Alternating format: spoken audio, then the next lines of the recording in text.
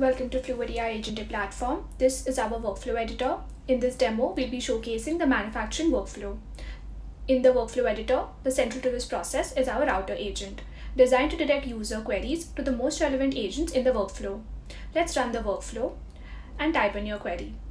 For the first query, let's ask what is the use case of an oil refinery separator.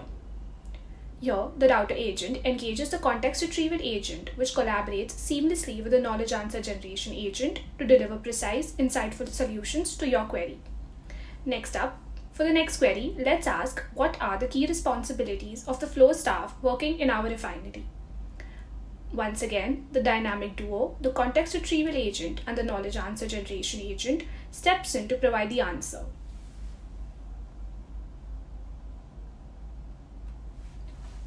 Now, let's take it a step further. For a query like listing the operational equipment along with the last maintenance dates, the router agent triggers the Snowflake Data Retrieval Agent. This agent is directly integrated with a database called Snowflake, which contains extensive tables with details about production, refinery operations, equipment, and performance metrics. This ensures accurate and efficient retrieval of all relevant data.